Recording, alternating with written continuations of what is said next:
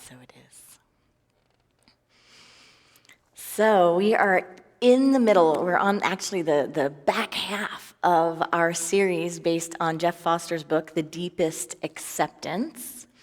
And there's nothing like Halloween week to have a talk, conversation, sermon on pain and illness.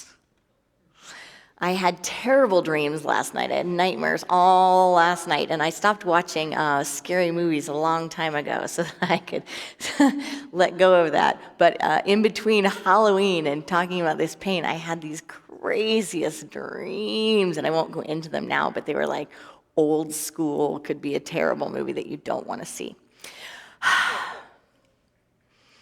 And isn't that true about pain sometimes in life? We label it a lot of things. Very few of those things are good. We have what you could call an adverse relationship with the idea of pain. It's somewhere up there with death. There's a point in the chapter where Jeff Foster talks about pain and this, idea that it's going to get worse and this ongoing, and that it's probably this like unbearable fear that, most of us have around it. It's like, I'll take anything but a life of pain and physical pain. Yet we all experience some of it, right? And some more than others, right? And so I'm going to ask for some grace and some space around today's conversation, because pain and this kind of pain that surrounds illness is one of the most sensitive and, I think, reverent topics to even attempt to talk about, because of the personal nature and the specific nature of what people are going through and have gone through with regards to pain. It can be very interesting to have conversations about it. You get what I'm saying? To have conversations about it that don't injury, that don't make things harder. We've all probably been frustrated either when we've gone through something or seen someone going through something, when someone said something that was just not helpful. And especially when we're in sensitive places, right? It's like the moment after someone dies, you just hear story after story about the stupid things people say, or how stupid they felt to feel them, to experience them. I mean, it drives me crazy when I see on a TV show or a movie, someone that doesn't know how someone feels, it's not in the same situation, and then they repeat those words, I know just how you feel. Like, no, you don't. You're not that person. Even if you had that same condition or that same experience, you still wouldn't know because you're not that person, right? So we enter the realm of metaphysical malpractice when we attempt to talk about these things. Yet, it can be incredibly emancipating to have these discussions. It can be incredibly emancipating to learn from each other, to learn from sacred spiritual practice, to ideate together how to approach this part of the human condition that's very common, and how to approach it with awareness and with consciousness. So that's what Jeff Foster dives into this chapter. He dives into a lot of the things that we do in this human condition when it comes to pain. And there's nothing like unity to have a history with healing and with activating wellness at a deep soul level. There's nothing like that conversation and how that conversation can happen in the midst of acknowledging that pain also happens. So I'm going to preface today and this chapter by saying that Jeff Foster isn't a unity author, So a lot of times when we do our fall series, we don't go on the unity authors. A lot of our greatest authors are old school authors like Eric Butterworth and such, which we do talks with them, with their material all the time. But this is diving into different languaging. So I'll preface it by saying that there's different languaging, but inviting us to really listen for truth statements. Listen for deep context and dive into the meaning of what he's saying when he says things. And if you haven't read the book, don't worry, you're not going to miss anything. You should be able to experience this morning without having the context of the book. But everyone has different languaging, right? And it's not like when you say something, it doesn't mean the same thing as when someone else says it. Everyone just say the word God. I just heard 50 billion different things. Because I know. Someone that doesn't know may have heard the same thing. But I know that it was like loads of wildflowers in a gorgeous field that were just spoken into this room. So, I start by saying we're looking today for truth statements and for what challenges us and to dive in. So, let's start with a statement that if you read the chapter, it was probably a trigger statement. You ready? Wondering which one it might have been if you read it? Life is beyond our control.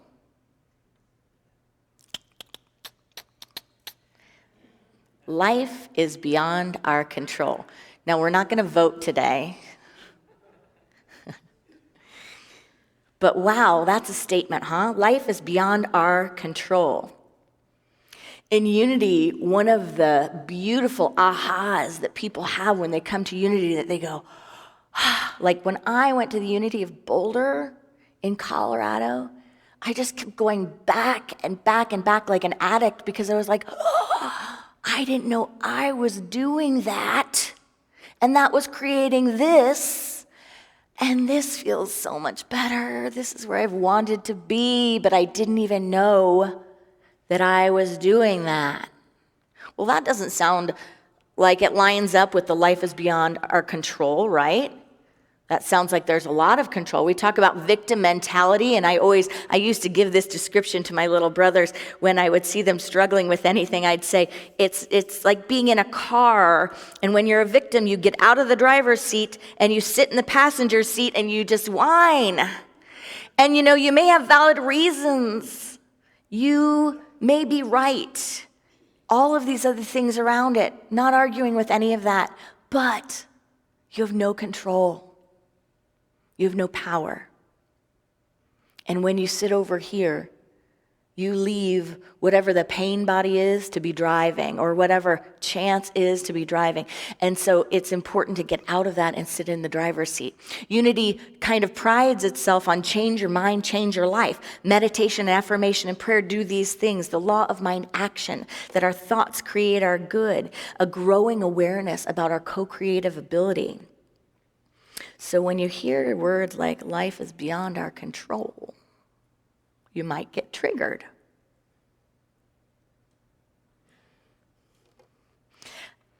I had a friend that shared a little joke with me this week. I don't even know if we were talking about this, but the friend was telling me about a conversation with another friend that they were having, and I'm already nervous because it's not a joke really, it's just a story. But whenever I tell a joke, I flop the joke because I tell the answer before the joke. So this might not sound funny when it comes out of my mouth, but it was really funny in the moment. And he was talking about the song, Jesus Take the Wheel. You know that song? Jesus, take the wheel, take it from my hands. Right? And he was like, talk about the absurdity of no accountability. And I was making little jokes. I was like, yeah, like Jesus would be like looking at his donkey and looking at your wheel and being like, not really sure what to do with that. I can hear the peanut gallery on the side. But seriously, Jesus take the wheel. He's like, Jesus take the wheel. He's like, and then they started going off on a rant and they're like, yeah, Jesus pay my bills. Jesus raise my kids. So we pride ourselves on the idea that we pray, we meditate, we act and move our feet, right? That God can do no more to me than God could do through me, and herein lies an oasis of oxygen and water and good things that shift life. And that if we're in unity, have awakened us to a whole new way of living. I would venture to say that because Jeff Foster wrote this book, and because he came from a place of extreme anguish at one point in his life, anguish and pain of feeling trapped in the human condition of suffering, and through a practice, a spiritual practice, a mindfulness practice, he found deep peace and the power of unconditional acceptance, and he found out how transformative it was. I would say that when he says life is beyond our control, he is definitely not saying that how you show up to life is beyond your control. Or I don't think he would have written a book, right? So I think it's a deeper practice when he says life is beyond your control. I think he is speaking to that part where we all get to in life where we realize that we have to surrender. That we realized it's not under my control like I'm a magician, right? Like if I say I want to play on the team for the Chiefs tonight, one Brandon Nagel could assure you that that is not a good idea. Because at the softball game, I was like, why is everyone going back to the bases? Because I just got an extra base. And he's like, actually, you're one of the outs because you can't do what you just did. You got to go back. I was like, thank you, Reverend. But, could I do that? Could I go, I want to play at the Chiefs game tonight? Probably Stephanie could get me in. No? I don't even think I could get in to sing there. No one would want me. But you get what I'm saying? It's our reaction to life that we have some space with, that we can have some consciousness around. And I think if you put a group of ministers, and this has happened actually over and over again, if you put a group of unity ministers in a room, there would be a pretty intense discussion because you would find that not all truth students agree. And you would find that there are a place when you take these ideas and you keep going deeper and deeper and deeper, where you just go, what about that? Some people chalk things up to past lives, and that's why what is going on right now is the way it is. Some people go full out and go, I created my whole experience. I created every part of this. But I think the one thing that we can agree on is that through our response and our reaction to what is in a moment, through our response and our reaction, there is transforming power. Yeah?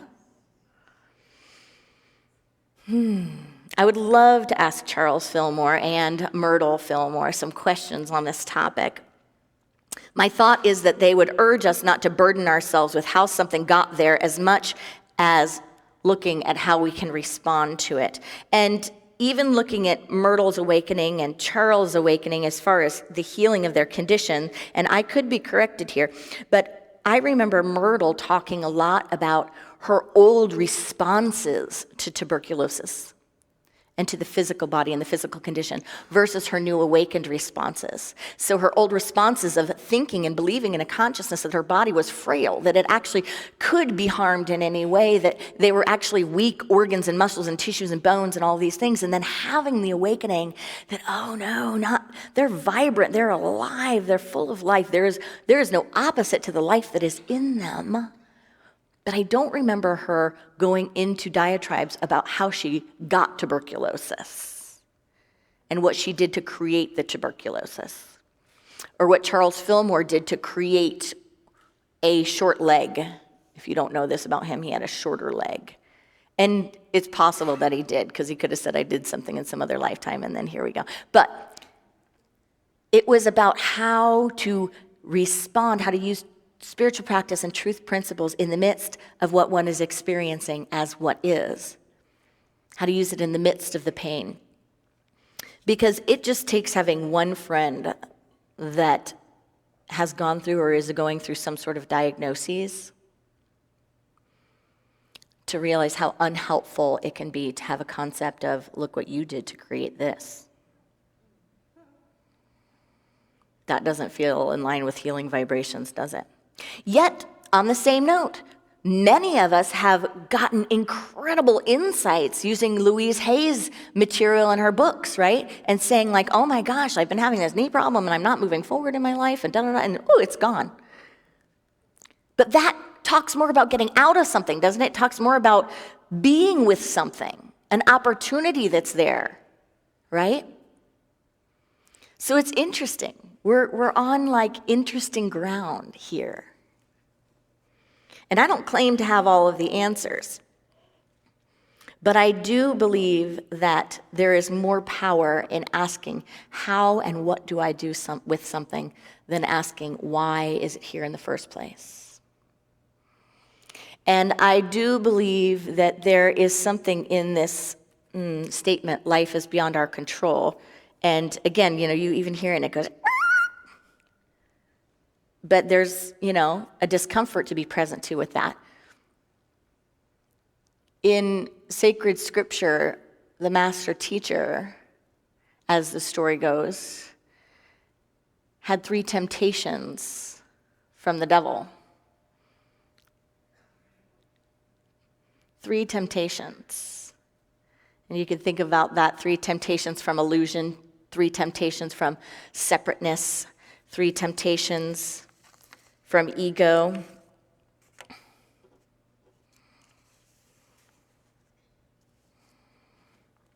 After being baptized and in the midst of this experience of 40 days of fasting, the 3 temptations were hedonism, egoism, and materialism. The devil invited Jesus to create bread out of stone because he was hungry, to leap and fall and demonstrate that the angels will save him from the injuries of that fall or will prevent his death, and to kneel before illusion or the devil to gain all kingdoms, to gain total control. So, those temptations. Here you go. You want to control everything? Do you want to be able to snap your fingers and shift everything you see in front of you, stone, become bread? I can do anything. It doesn't matter. I can do it and I'll be caught. The laws of gravity do not apply to me.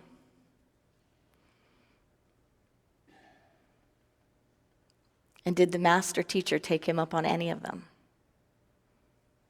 It's a pretty cool story metaphysically, because it's a story that shows us what presence does, what source does, that when we're in our spiritual strength, it's like, instead of saying yes to all of that, the master teacher turned away from it and began to teach about a different power, about a different type of control, right? About a wholeness and a oneness that goes beyond all of that, that in fact allows one to just walk away from that and go, no thanks. I get it that that's not where it's at. And instead, the master teacher healed by looking deeply into the worth of people, to see the worth, to go up to someone that others called unworthy, and to behold the perfection and the beauty and the light within them, and through that, there were healings. To be in the space of a whole bunch of frustrated people that were really kind of demanding a war, wanting a savior, saying, fix this physical condition, fix all of this stuff that is happening on earth right now, get on your war horse and ride. And the master teacher said, what I'm really talking about is another battle, a battle that's going on within you. And if you show up to that, if you create peace in there, you will have the key to the kingdom. always pointing people to a different kingdom, a different realm, a realm of infinite possibilities.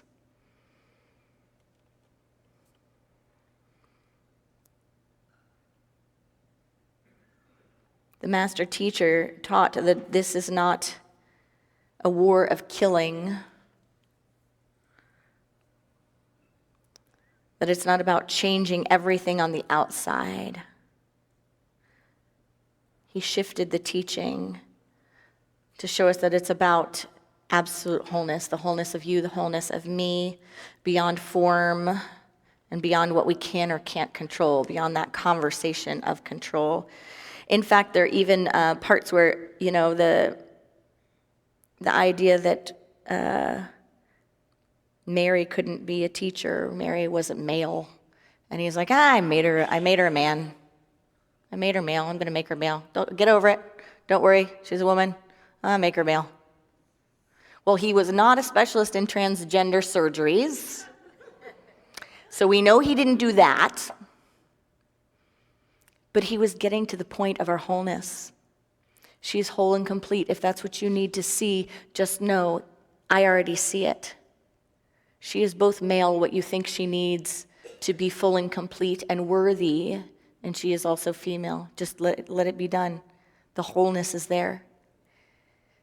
And that this teaching about wholeness is really where it's at. He showed people their true power. So let's get into some of the nitty-gritty that Jeff Foster talks about when he calls on what he calls our pure capacity, that we can really unleash our pure capacity. And he's having a conversation with us about how we can be aware of how we complicate our pain and turn it into suffering. How much harder we make it on ourselves. Can you feel that? How much harder we make it on ourselves. The road from pain to suffering. Can you believe that there's a possibility that with things in our life, in my life, in your life, that there are perceptions and perspective, there are things that we do, beliefs we have, superstitions, whatever, fill in the blank, that we activate that make life harder on ourselves? Right? So the first we've already covered. It's what I'd call metaphysical malpractice. It's trying to put Band-Aids on things, trying to use principles at a light level rather than getting to the depths of them. The next thing is superstitions and victimhood. That we can really get caught up in superstitions and victimhood.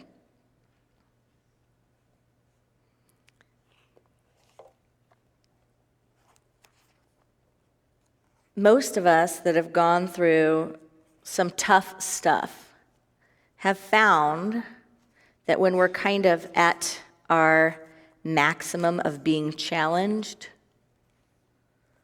we're present to a bit of victimhood or superstition. In traditional Christianity, God is the orchestrator, right? And God does stuff to you for purposes that you may know or may not know, right? And sometimes in New Thought, we just replace God with ourselves. We don't actually lift from the limited paradigm. We just say, now I know that God doesn't play favorites. God doesn't love me and not someone else. Now I know the sun shines on everyone. Now I know that it's a concept of my mind, that God would be harming me, blessing me, or taking things away. I can see that that's just ridiculous. That's not how this loving universe works. But we just replace it with ourselves instead of transcending the whole concept. We go, oh, it must have been me that did it then. And if you have struggled, as far as pain and illness, if you've struggled, you have probably found a place in your mind where you wondered some funky things that you didn't even know were in your mind to wonder in the first place. Like where you really went like, did I do something? Is there something I could have done? Why me? How did I do that?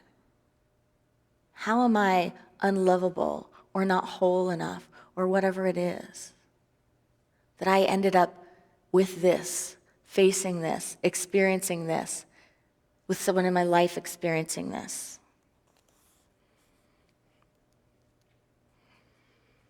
Jeff Foster talks about his own experience feeling like a victim of life. Talking about what we go through with the ideas that somehow our pain is a punishment or trial from God. That somehow we may be punished for being a sinner in this life or a past life. Or he says, believing that you're experiencing pain because of karma, or because you haven't prayed hard enough, or even worse, because you're cursed in some way. He goes on to talk about the idea that we got ill because we weren't present enough, weren't positive enough, or secretly manifested the illness for ourselves, or because we didn't carry out our spiritual practice properly.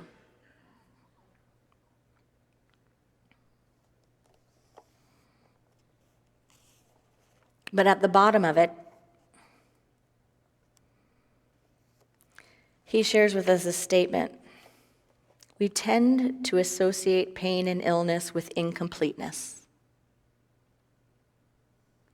We tend to associate pain and illness with incompleteness, with feelings of being unwanted, unloved, and somehow abandoned by life. Can you feel that? Like, that I think is at the core of that experience when it challenges us. It's like somehow this is wrong. We have such a deep-rooted notion of pain and illness being wrong, that we can feel incomplete. He goes on to say, why has life done this to me? Why has it given me this pain? It must not love me. Life seems to favor the healthy, and in my illness, in my pain, I feel abandoned. And he says that is a very old superstition.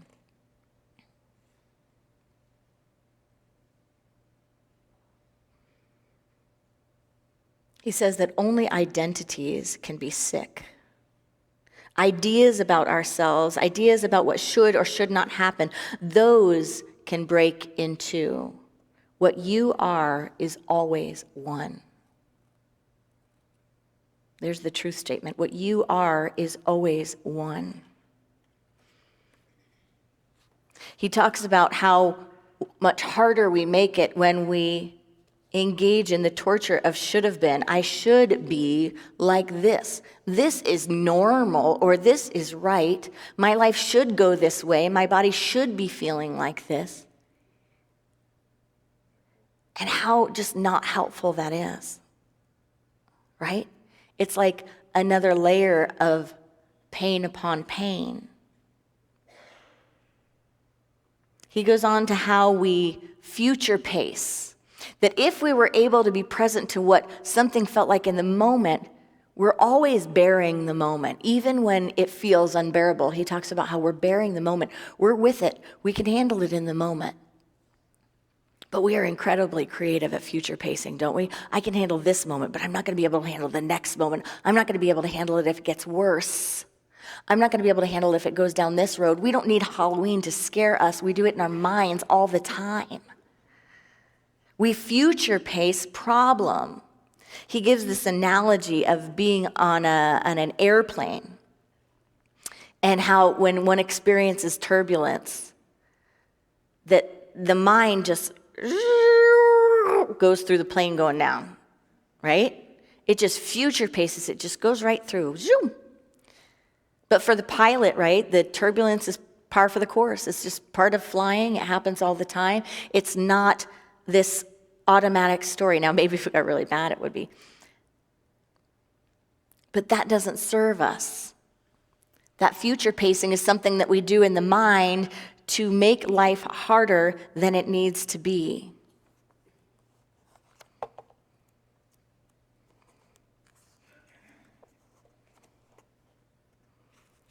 And then there's the danger of pretending to be okay. How much harder we make it on ourselves when we pretend to be okay. When we think I should be spiritual enough or I am unhelpable. There's no point in trying to get help or talking about it because I can't be helped. I am so bad. I am so deep in this. Nothing will help.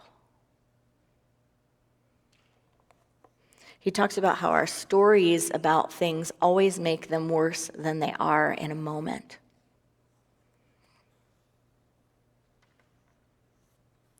He refers to the danger of over-spiritualizing and the danger of pretending to be okay.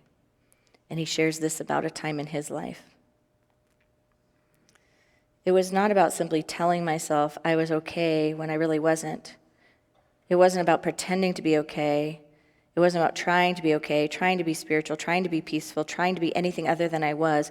It was about radical honesty. It was about seeing pain, acknowledging it, admitting it, and discovering that the pain was fully admitted to in life.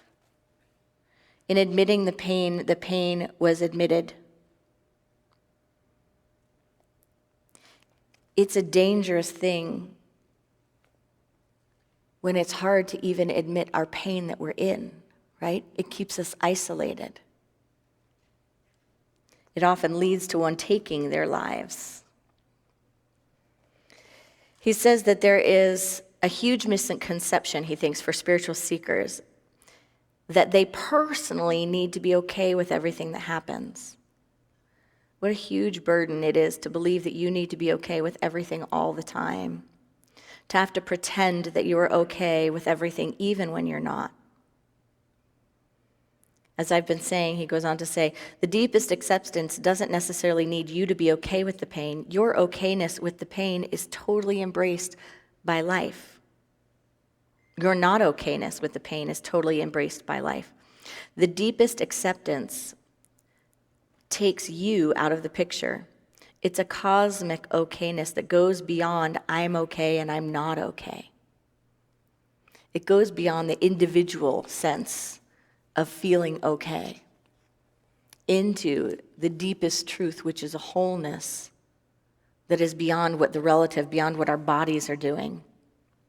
So he goes on to talk about our pure capacity and how our pain cannot destroy who we truly are.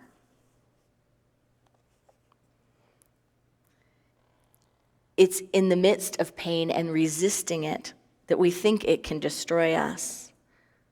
But the truth statement is, I, the pain, cannot destroy who you truly are. He says it heals you from your illusion of control. It brings you back to this moment, your true home. He goes on to say the deep acceptance revolutionizes our attitude about pain, our relationship with it, our fears surrounding it. Suddenly, pain, however painful it is no longer an enemy. It is a signpost pointing us back to who we truly are in this moment, destroying all our false ideas about who we are. That's why he's encouraging us not to be so afraid of it, but to allow the moment to be the moment. He says, the real turbulence lies in your thinking. The real turbulence lies in your thinking.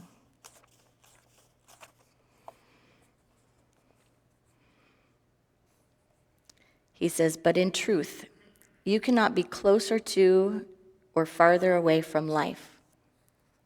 When we're having fears of life and fears of pain and fears of the moment, fears of accepting what is presenting itself to us, what we even feel, how we even think about a moment, when we're so resistant to coming home to what is there for us, we create a deeper rift between ourselves and peace, between ourselves and our wholeness, between life and our oneness. And he says, in truth, you cannot be closer to or further away from life. No matter what. He didn't say that, but no matter what. You cannot be more or less alive, no matter what. You cannot be more or less alive. You cannot be abandoned by life. You are life, and so life is here, even in your pain, even in your illness. You are no less whole, no less favored by life because you feel ill or there is pain. Can you hear that part? You are no less whole, no less favored by life. Breathe into that for yourself or for someone that is dealing with pain. You are no less favored by life. You are still this wide open space in which everything comes and goes. No amount of pain or illness can take what you are away. In that sense, what you are cannot be ill. What you are cannot be sick. What you are cannot be broken. Only stories can be broken. Namaste.